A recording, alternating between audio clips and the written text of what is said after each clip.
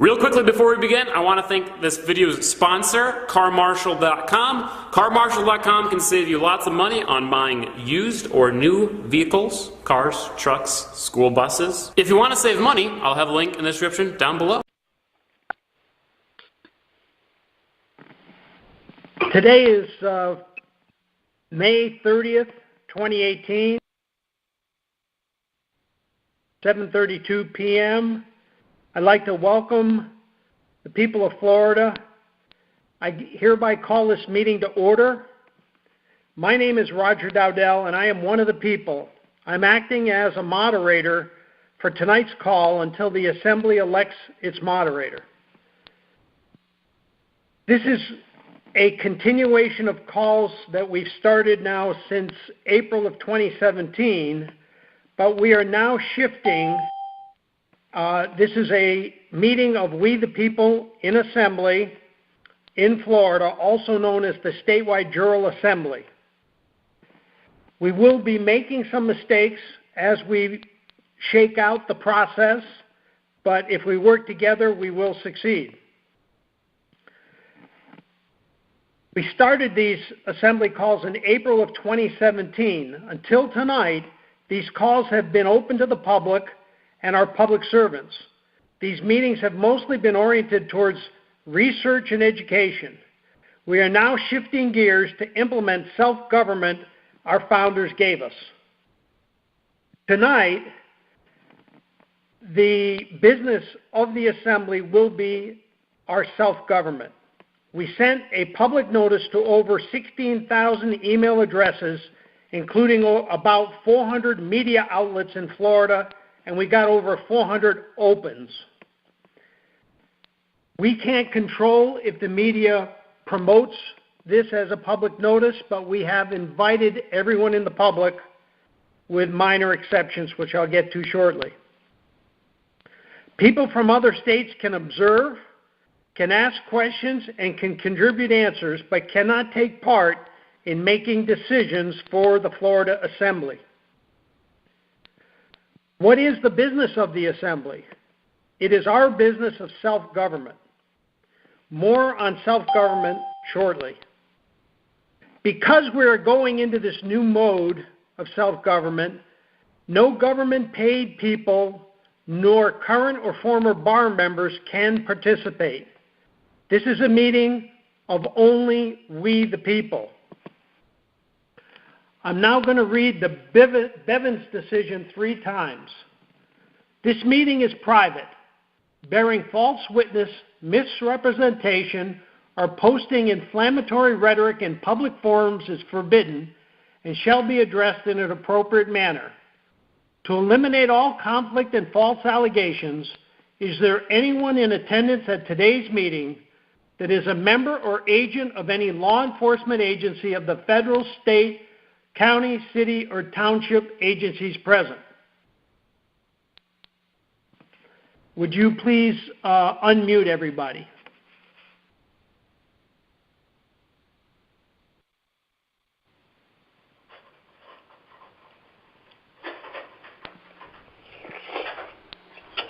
Any response? Hearing none. The second reading. This meeting is private. Bearing false witness, misrepresentation, and posting inflammatory rhetoric in public forums is forbidden and shall be addressed in an appropriate manner. To eliminate all conflict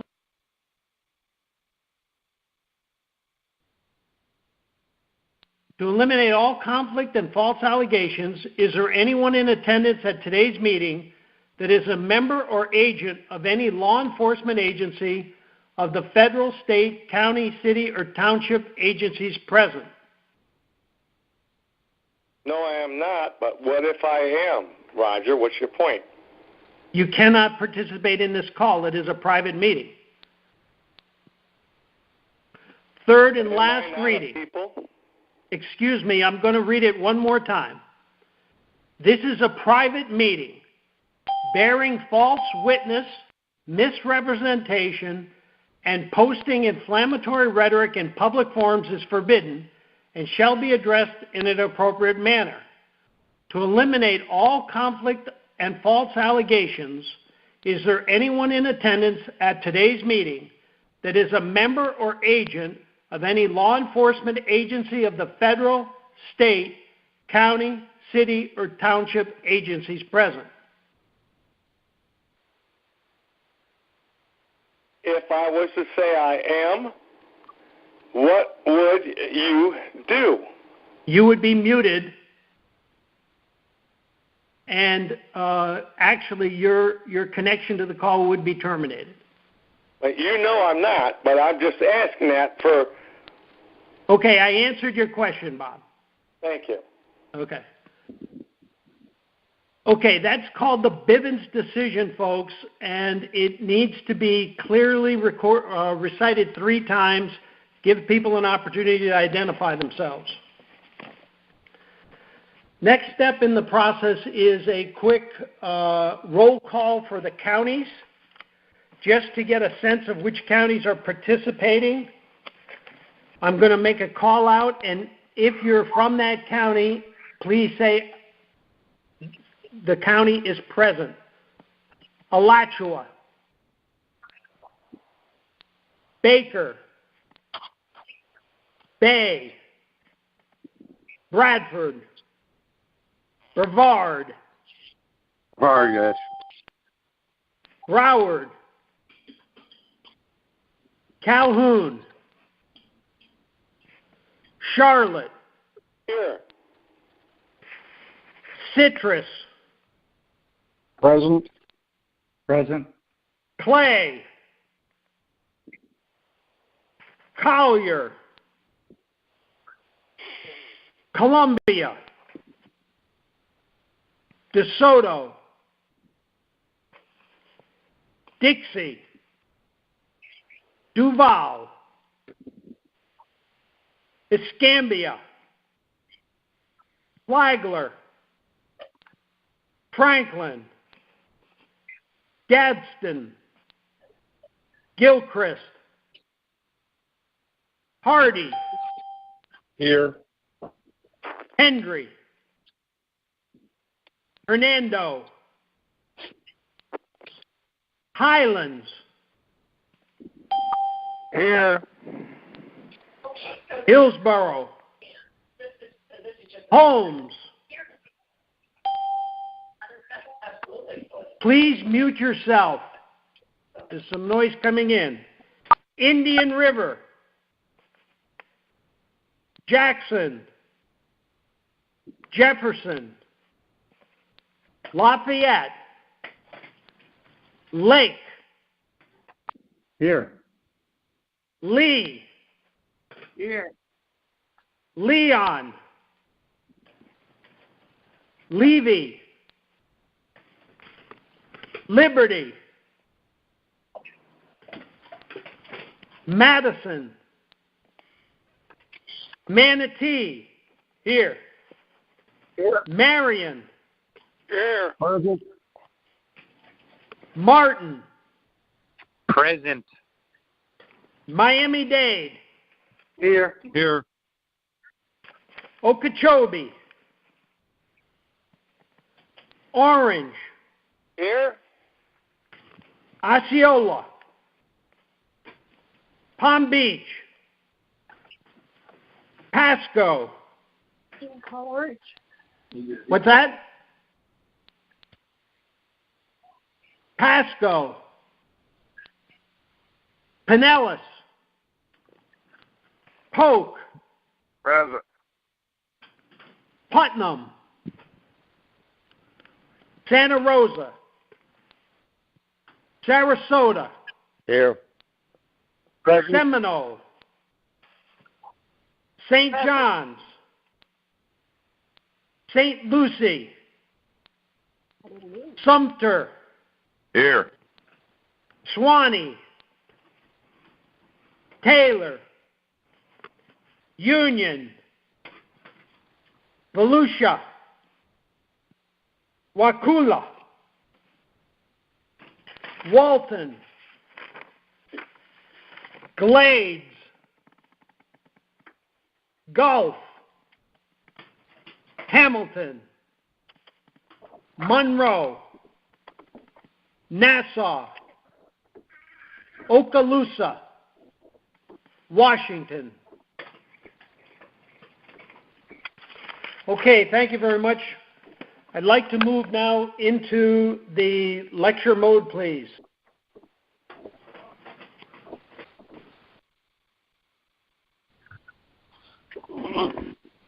Okay, in addition, we've instituted some few simple rules until the Assembly Rules Committee becomes established. No foul language, no disrespect, no disruptions, and no personal attacks. Failure to observe our simple rules of behavior will result in getting yourself muted or canceled off of the call. As a country, we have a lot of problems to deal with. When solving problems, it's been my experience that it works best when we have clarity on the definition of the problem, the root causes of the problem, and the corrective actions which will solve the problem in a way that it can never return. Across this state and in our country, we have had some great work to research the system of self-government our founders gave us. As a result of this research, it has become clear to a number of us that major problems we face cannot be solved at the ballot box. So what exactly is the system of self-government the founders gave us? Well, we've done a deep dive into the archives, into the constitutions, into the communication of the founders around the debates they had.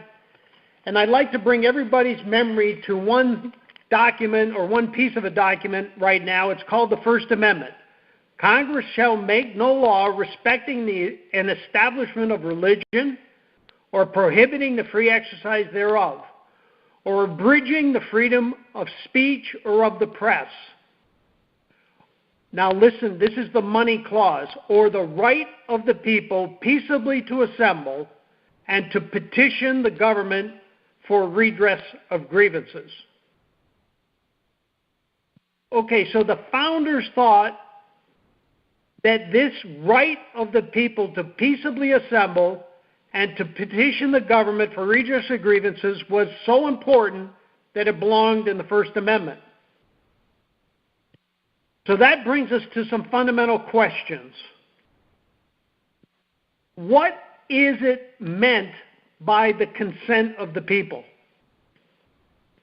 What is the voice of the people? Is it the ballot box?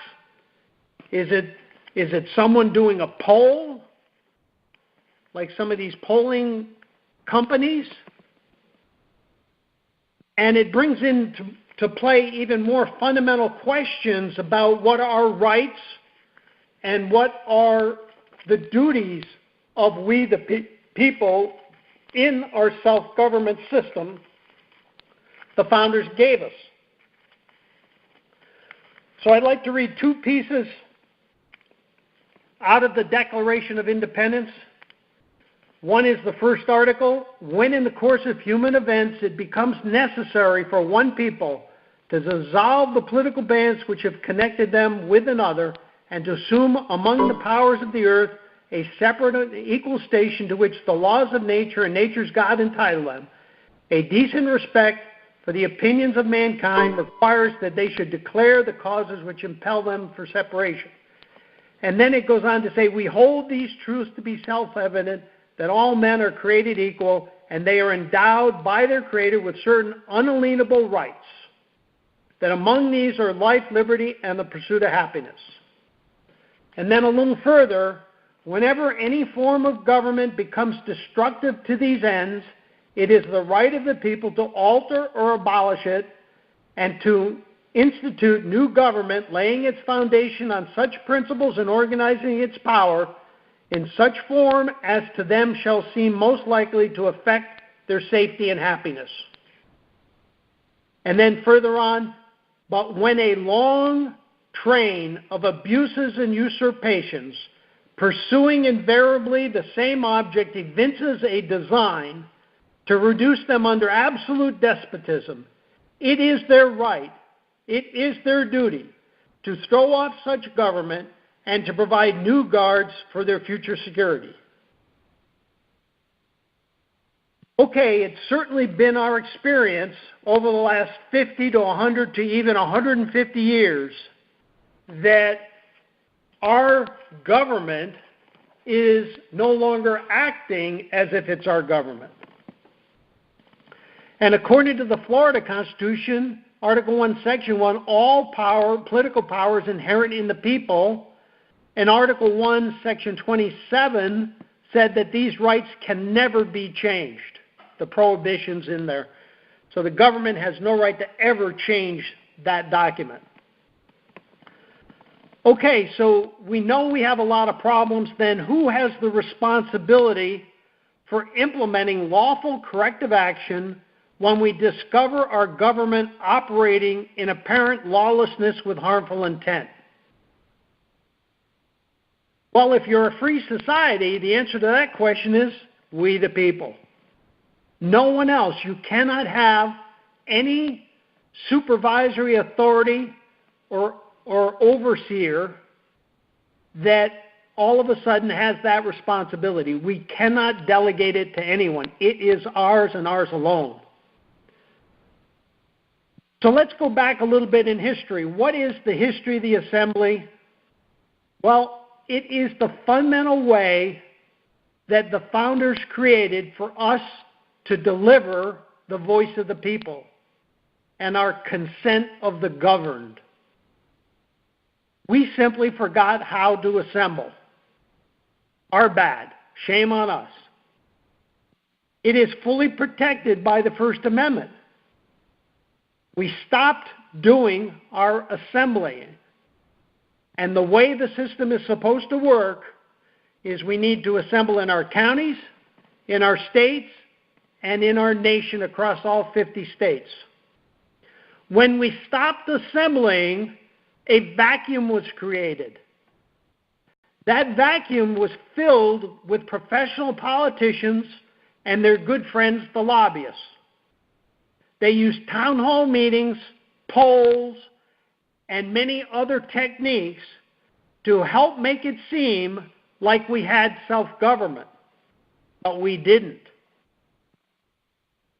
Control of every branch of our government is by bar members inside a corporate entity. And they have modified the definition of important words for their advantage. Let me be clear. This assembly is not advocating any overthrow or violence towards our government.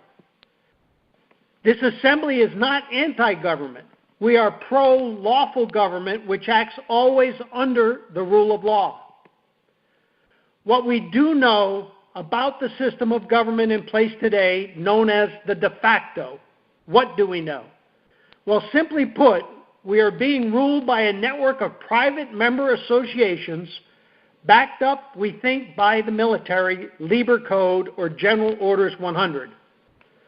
The government of, for, and by the people that our founders gave us has been hijacked and transformed from a Republican form our founders gave us into a corporate form of government, privately owned for-profit corporations.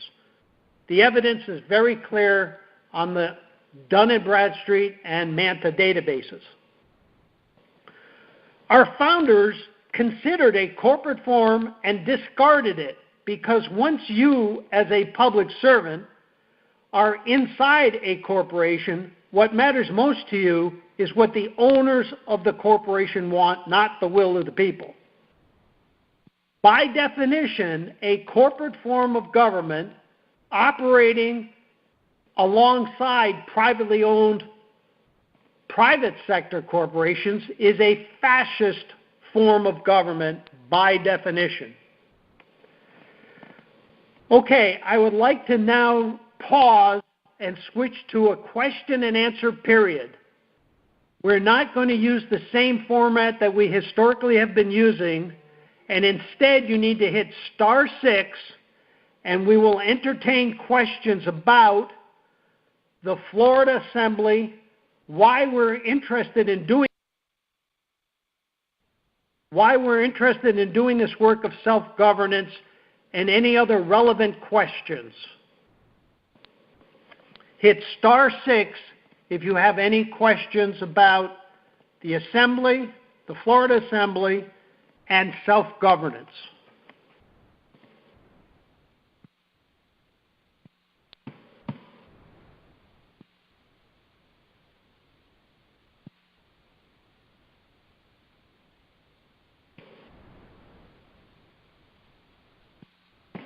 *6 if you'd like to enter the question queue. Well, it's not really a question. It's what you said about the Dun & Bradstreet and everything else. I was just researching that about an hour ago. Have you ever heard of a time out for a second. Would you please identify yourself with your first name, your county, and your state? My name is Brian, and I am from North Carolina. And thank you. Have you ever heard of a cage code? Spell it, please. CAGE. No. It is a government contract code that everybody that's working for and with the federal government has a cage code. You're right about the Dun & Bradstreet.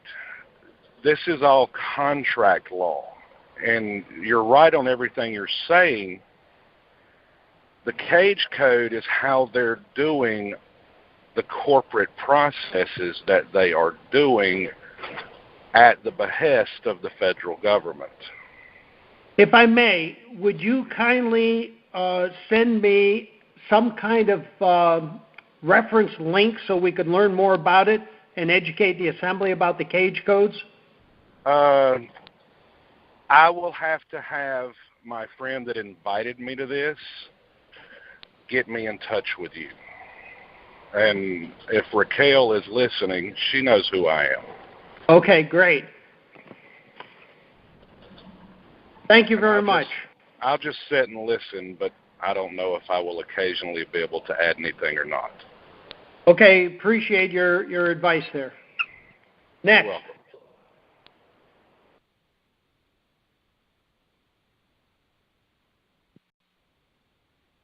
Next question. Can I ask a question now? Yes.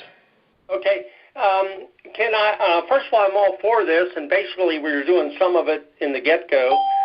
Can I ask what initiated this, our change of venue? Yes, we've done a lot of deep research. Our research indicates that we are under a combination of corporate and military ruling, and that there are military officers who, according to the Army Manual, have responsibility of delivering the law of peace to the people. And in the case of Terry Trussell and others, we're very interested in making sure that the duties and responsibilities as called out in the Army Manual are adhered to by those that occupy the offices that are relevant. And we think the right way to address those issues is not from an individual people or a group of people, but from the Assembly. The State Assembly should address those with a petition for redress of grievances. I yield. Follow-up, will we still use the same website, We the People? Yes. Okay. And then is the website going to be open to everybody, or will it be us? Or how do you keep the unwanted ones out of it? Yeah, well, right now, the We the People Common Law Grand Jury.com website is open to everybody. It's meant to be open as a public posting of the work of the grand juries. The We the People in Assembly website is under construction, and we will need to figure out how to control the access to it. I yield. Thank you. I yield. Next question, please.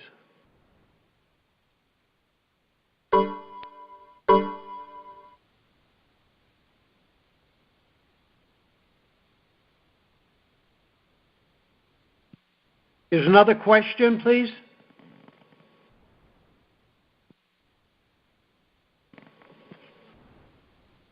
Hello, this is Daniel in Miami-Dade County, Florida.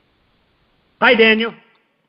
Yes, I was invited to the call. This is my first time. I'm part of a growing number of people. I have a radio program and many patriots, etc. But one quick question, is this call available at a website, or is it phone call only? What happens is it's phone call only live. It is not streamed, to my knowledge, anywhere. We could figure out how to do that. But the recording is available at a website. And I do send out a link to that recording after the call. Okay. Just for your information, I use freeconferencecall.com, and their system allows both phone and web participation, and you might want to look at that in the future. Will do. But great work, thank you, and that's all I have. I yield.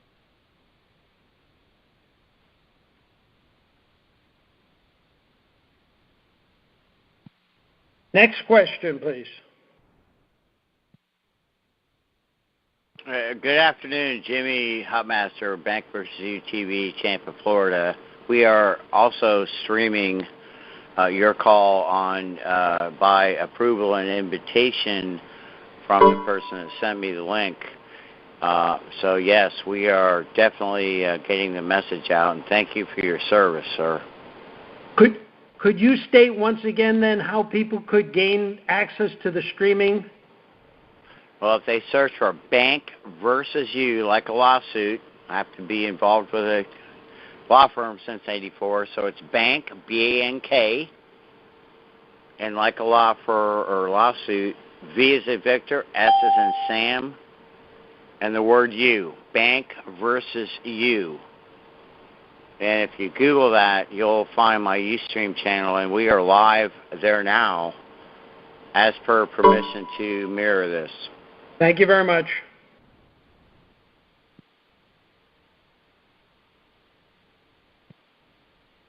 Next question, please.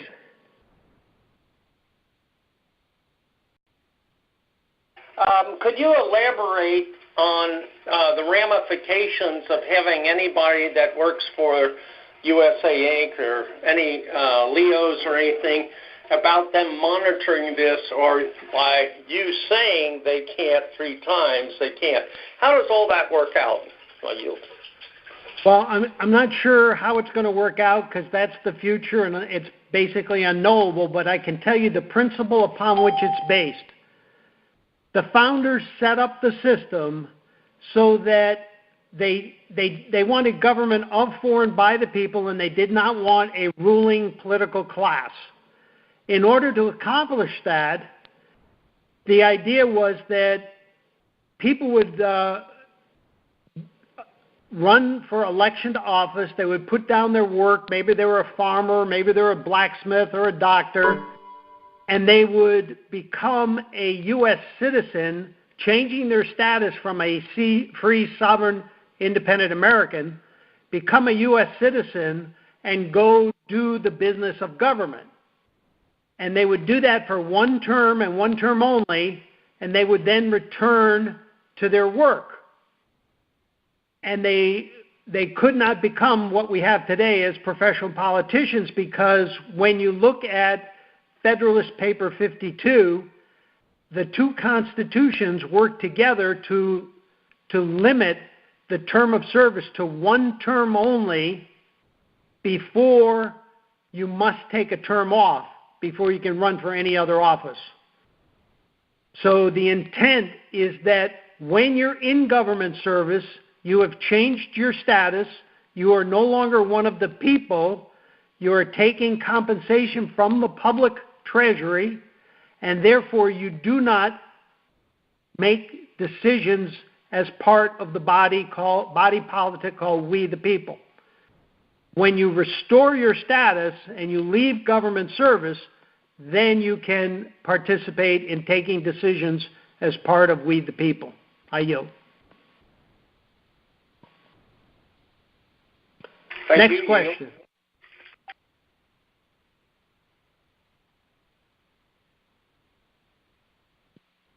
Okay, I'd like to move on then. Hagan, I'd like to ask any further comments and or context for the people to understand about the work of the assembly. I want to further a little bit on what you just said about people holding office of trust or profit. That's in Article 2, Section 1, Clause 2 of the U.S. Constitution. It says, in fact, and I would ask that everyone read it and offer suggestions yourself, because this certainly is my determination of what that's saying. It says, but no senator I've got bad eyesight, so bear with me. No senator or representative or person holding an office of trust or profit under the United States shall be appointed an elector. So what you were saying about they have to take a term off, when they're in public office, they lose their status as an elector. Now, there's two different types of electors. Those are those who elect, and there are those who choose the President of the United States.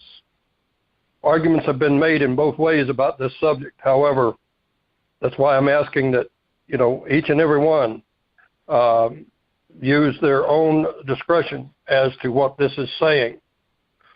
But they do routinely choose people in public office, at least in the states I know for a fact they do, to become electors who choose the President of the United States. And that is a no-no, because you have to be an elector, and in order to be an elector, you can't be holding the office of trust or profit. And there are other places in the Constitution that references that also, and I'll make that available during the week. But I want to comment about our People's Assembly.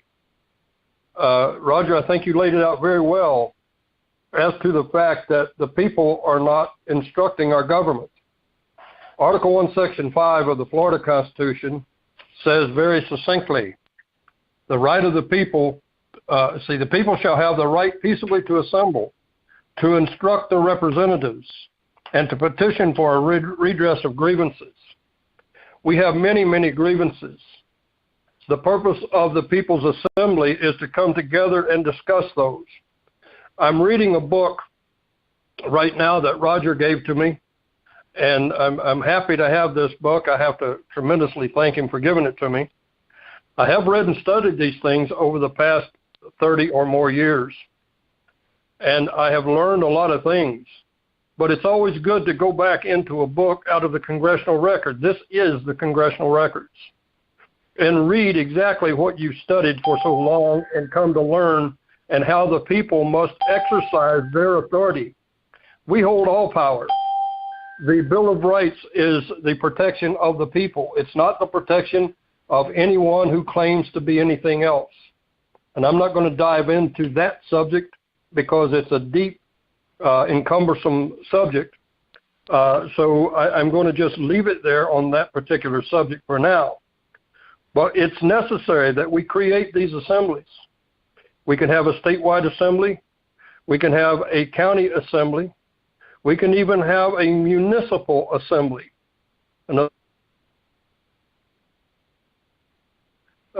We can assemble as the people, and under self-governance, we decide what it is that we want them to do, and we're to instruct them. But secondly, not only are we to instruct them, but we're to let them know that we're not happy with what they're doing. This government is a government of restricted and limited powers. They can only exercise powers that are delegated to them. They can only regulate for 4 things: health, safety, morals, and commerce. And everything doesn't fit that mold, although they try to make it so. Many people are going to jail simply for letting others know about the corruption in government by all 3 branches, not just one. But I believe probably that the worst is the judiciary. But that being said, it's controlled everything in all 3 branches of government, and everything in this country is dominated and controlled by the bar attorneys. The Constitution, Article 1, Section 9, and Article 1, Section 10 forbids both state and a national government, and I'm not going to call it federal because they didn't create a federal government. They created a national government. But they are prohibited from having titles of nobility. Lawyers, esquires, etc. are titles of nobility. They are professions that they have monopolized and taken the access to courts of justice away from the people under the common law.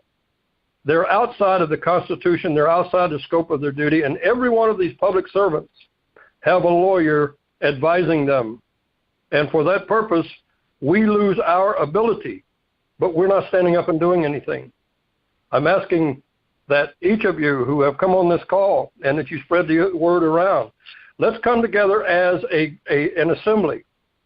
Let's collectively decide the rules that we want to operate by. Let's decide on each subject how we're going to do a resolution and serve that resolution on the public servants while at the same time putting it into the public record. The Magna Carta is the supreme law in this land before the Constitution. It was made, the Constitution was based on it. The principles came from it. They're biblical principles, and we must establish that we will only allow the servant government to operate in the servant capacity under those things. But I, you, or anyone else does not have all the answers. But when men seeking freedom and the protection of it, and women as well, I don't mean to leave you out. When I say men, I mean women also, come together and reason these things out, we will come to the right conclusion by consensus. Then we will establish and write those resolutions. That's exactly what happened with the founders around 1773 to 1774, 1775, up to the Declaration of Independence in 1776. I was delighted this morning to read a little bit from that book, and what I'm talking to you about right now is exactly what they did.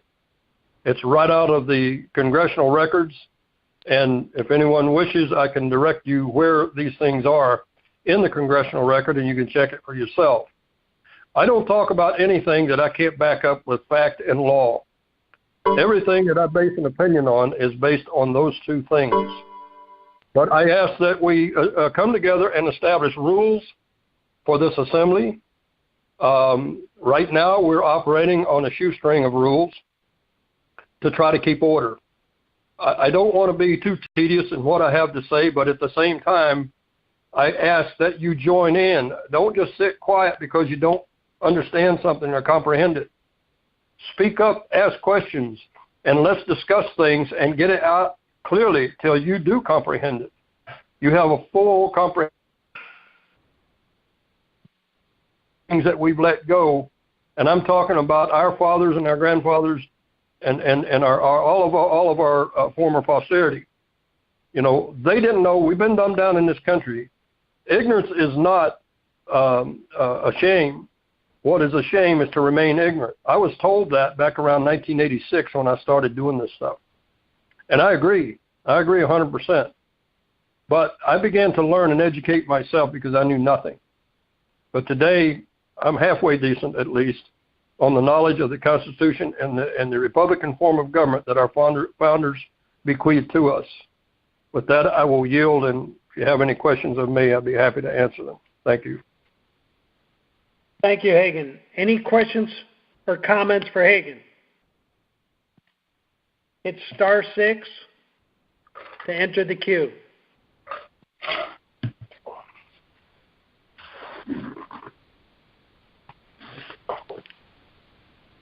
This is Chris in Lake County. Go ahead. Roger, I was wondering what the next steps were and what is the timeline? I'm sorry, say that again, please. I was wondering what the next steps were and what is the timeline? I'm going to go into that right now. Okay. Okay, I would like to switch back to lecture mode, please. I'm sorry, there's one more question. Hello, real quick for our friend Hagan. Hagan, this is Jimmy, Bank versus you in Tampa. May I ask, are you the same Hagan that we've worked with in the Ocala County Council?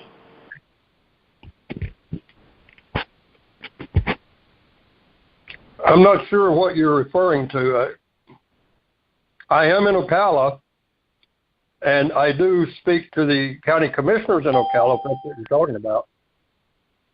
Okay, well, then you know Ron Rack, which is a one of my cameramen. Okay, I just, I heard your call sign, and I heard your narrative, and I figured it was you, and God bless you, man. We're here for you. Let us know if we can help you out. I just wanted to be sure that there are, my right people in order. Thank you. You bet. And let me say that Thursday evening at Denny's restaurant right there by Interstate 75, exit 352, we do meet on Thursday evenings at 7 o'clock.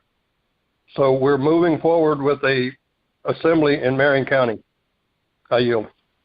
Well, may I just ask, and I want to take up a lot of airtime because I'm also a broadcaster, but you uncovered a very significant thing when the two recent commissioners were seated to include the surety bond.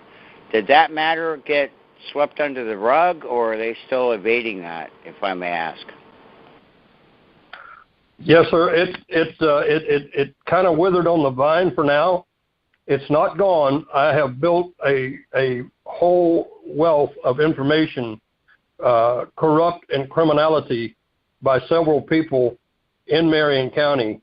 I don't know at this point whether we should proceed with indictments against these people or we should do the assembly and try not to harm any people.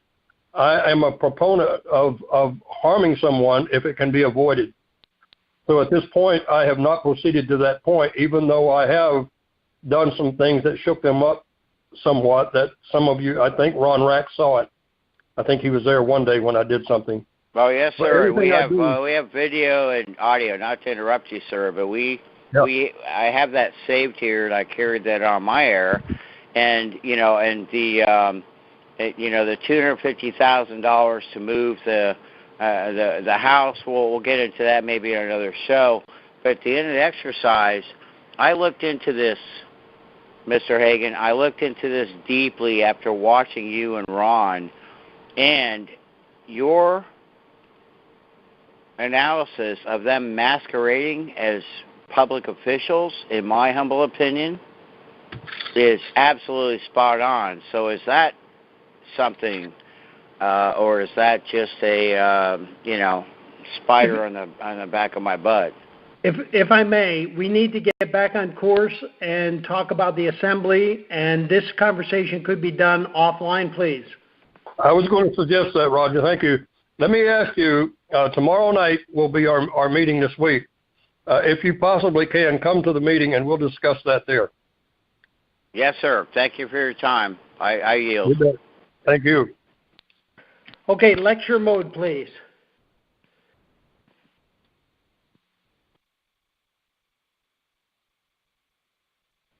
Okay, I'd like to cover a couple of things now having to do with going forward. Let's talk briefly about what is self-government. When you look up self-government as a dictionary, it says government of a country by its own people. Independence, synonyms include independence, self-rule, home rule, self-determination, sovereignty, autonomy, and freedom. And it means self-control. So we have some work to do that we haven't been doing. In order to move the ball forward, there are 3 areas of substantial work that need to be addressed so that we can organize our Florida statewide assembly and do real work. The first step is that we need to actually elect the people we need to decide how many people and what are their positions in order to lead the assembly. The typical things we've learned, including from the folks in Michigan, are typically you need a moderator, a backup moderator, a scribe, a treasurer, and a sergeant at arms. That's like the minimal amount that they usually would recommend. Sergeant at arms has a responsibility to keep the order. The treasurer, the economics and finances, the scribe would take the recording and transcribe it into written minutes as appropriate, as a written record of the assembly. Everything the assembly does, actions taken, votes taken, not all of the debate, but the decisions taken need to be recorded and create a record of the assembly's work and actions. So that's one area that we need to decide as an assembly. The second area is to establish working committees of the assembly. We're up against, even at the county and the state level, some very big and complex entities in the form of these corporations acting as government services corporations. Manatee County, for example, the school board combined with the Board of County Commissioners, you're looking at somewhere between a $1 and a $2 billion corporation with all kinds of different activities going on. So the assembly, in order to be able to take logical decisions, is going to need to develop a certain level of expertise, and I've outlined some of the committees that come to my mind, and I'd like you to write these down and think about them, and we'll open up the Q&A session for discussion. Our founders, when they set themselves up, set up a committee of safety. Why did they do that? Well, the committee of safety was all about the fact that the tyranny from the king was leading to all kinds of damage done to the people and their property. Not only were the king's troops being forcibly housed in the homes, but people were facing trumped-up charges and being put on a ship to travel back to England to face trial under the king's dictates and tyranny rather than the rule of law and common law. So the Committee of Safety has duties to do whatever's necessary to consider the safety of the people. In our case, it would include consideration of the militia and how it's now been usurped into what I believe is now called the National Guard. And we'll need to comprehend how to reestablish the safety system the founders gave us. The second committee that's famous in the records of the founding of the country is the Committee of Correspondence. This committee has great responsibility relative to taking in communications directly and indirectly, observing reality, and then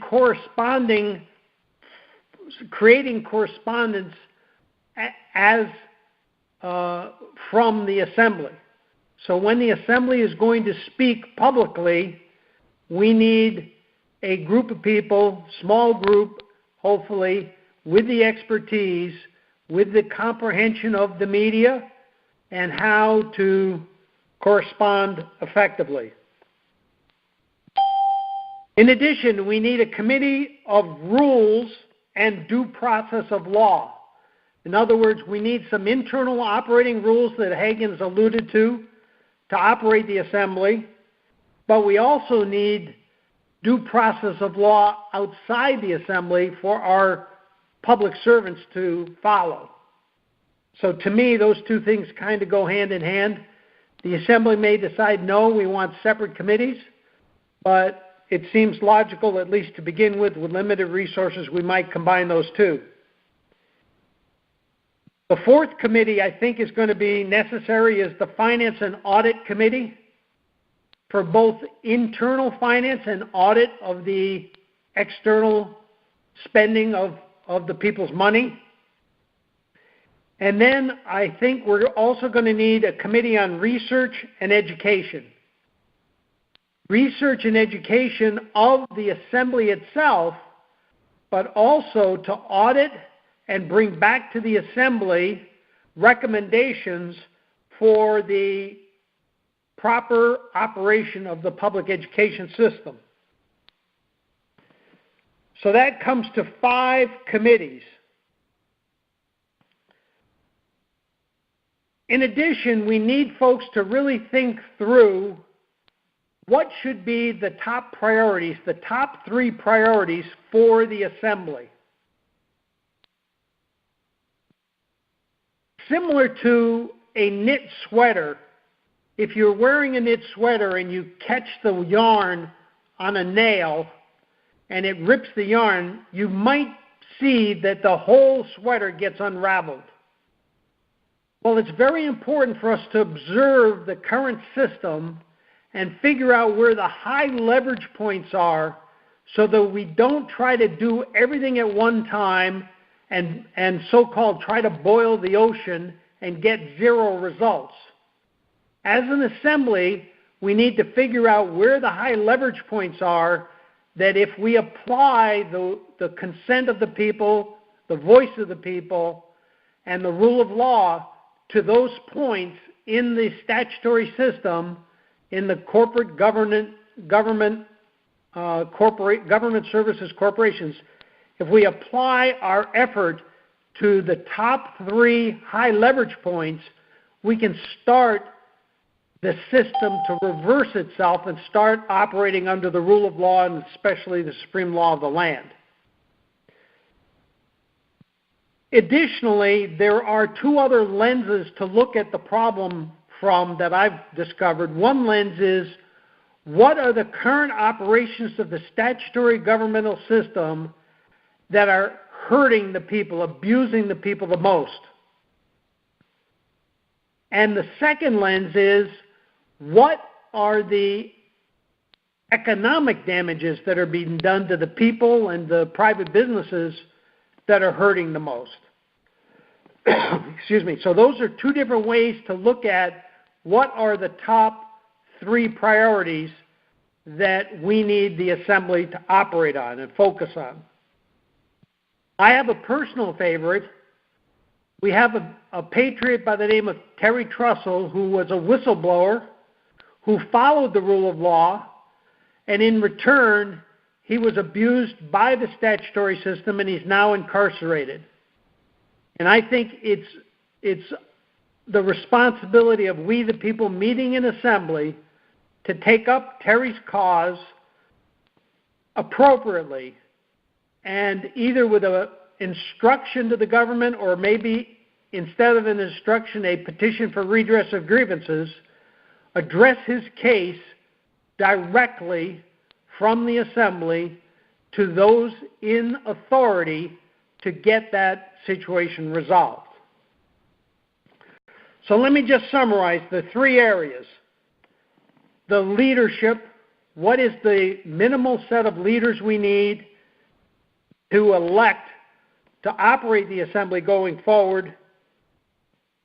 What are the committees we need to set up so that the assembly has knowledgeable people who can analyze and comprehend some pretty complex operations and processes and bring back to the assembly recommended corrective actions, recommended voice of the people in the form of writs, petitions of redress of grievances, and even instructions to our government public servants. And then the third is, what are the top priorities, the top 3 priorities we need to operate on as an assembly? We're thinking that we're coming close to the end of this 1-hour session. We would like to keep these sessions to 1 hour because everybody typically has a lot of busy things in their lives to do. And we would like to do it on a weekly basis. until such time as the Assembly decides otherwise. So next week, I'd ask that we all get prepared for those three areas. What are the leadership requirements? What are the committee requirements? And what are the top three things that we want the Assembly to operate on? I would ask that you email me your thoughts and suggestions, and I will bring them all together and then be prepared to discuss them on the next call, including soliciting votes that are necessary to do the elections that we need to do. Okay, I yield. I'd like to move into question and answer mode. *6 to ask a question. Relative to the leadership of the Assembly, relative to the committees, and relative to the work that we need to focus the Assembly on.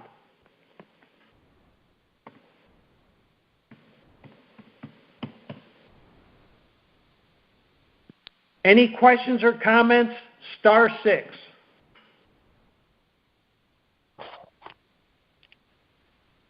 If I may? Yes. I would like to restate a suggestion that you made there on the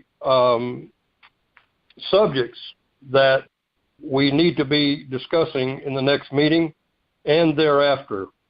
I would like to ask those on this call to make a list of these things, the different committees, the officers of the Assembly, and then the subcommittees, and then the subjects thereafter that we'll be dealing with in the subcommittees. That would prepare you tremendously for next week. If you can think about that when you're walking around and just carry around a little tablet and a pencil, or use your cell phone or whatever, and write down or jot down some subjects pertaining to any of these. I believe it was 4 things I mentioned.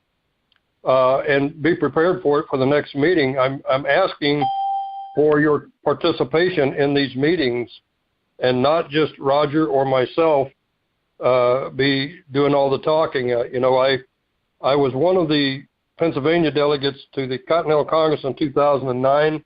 I believe Dan O'Brien was from Florida, and we came prepared every day to that thing, and I'd like to see us do the same thing here, even though it's once a week.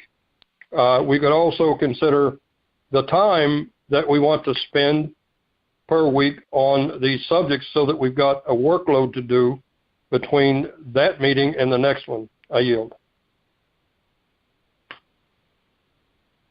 Thank you, Hagan.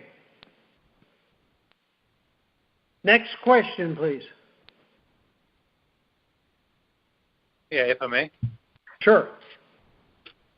So we have, last week you sent out an email about the Adjutant General with some information. Would you be prepared to take any questions from that email? I certainly will try. Sure. You mean right now, right? You mean questions right now, or do you mean questions next week? Question now. Yeah, go ahead. Right now, people in the queue. Anyway, sure. Any go ahead. questions in general? Dean, go ahead. I was just wondering if we heard any more about anybody searching out any militias to help us. They were talking. I'm sorry. Please ask the question again. A couple of months ago, I heard trying to get involved with the militia to help us with certain things, I guess, as guards or patriotic stuff. Last week, Roger, you sent out information about the Adjutant General and his responsibility as the head of the militia. Do you remember that? Yes. Yeah. Okay. So Gene's asking a question about the militia. Do you want to share anything with him? I'm unclear about what the question is. Well, there was talk about joining up with certain parts of the militia. There's some that search out food, wild food, and you live off the land. We have not learned much more than what we're talking about now about the Adjutant General. Mm-hmm. And we've decided to really focus our time and attention on that issue. There is an Adjutant General for Florida, and then there's an Adjutant General for the district that Florida is part of, the military district. And we think, based on our early discussions, that it's very important to stay focused here for the time being. For multiple reasons. The Adjutant General, according to the manual, is responsible for supervising foreign agents and responsible for the records. The records in this case that are very important are each individual. Are we listed as a free, sovereign, independent American, or are we listed as a U.S. citizen, or even an enemy combatant? So we need to comprehend what those records are, and we need to demand that, according to the manual, the Adjutant General is responsible for supervising any and all foreign agents and protecting the people from any abuse of the foreign agents.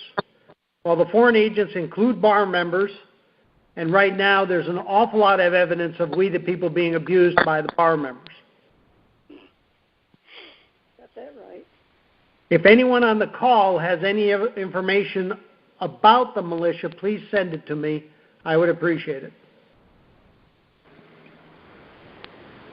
That's all. I yield. Thank you. Okay, I don't have anyone else in the queue. Okay, that summarizes the agenda for tonight's meeting. I would like to entertain a motion to adjourn until next Wednesday, June 6th at 7:30 p.m. at the same number. Hey, Charlotte County, this is Charlotte County Copwatch, and I just wanted you to know that I am using this stuff under fair use. And also remember to like and subscribe this channel. Also, too, keep in mind I do not make any money on YouTube. This is 5 hours work a day. Fighting for freedom, and you can donate with PayPal and Patreon. I just want you to think about this. If everybody gives to PayPal and Patreon is every month. Actually, PayPal you can do every month. I have 12,000 subscribers. If everybody gives, I can quit my regular job and go full-time investigations on Charlotte County and possibly even more and beyond. So just keep that in mind. If everybody helps out, I can go full-time doing this. Thanks.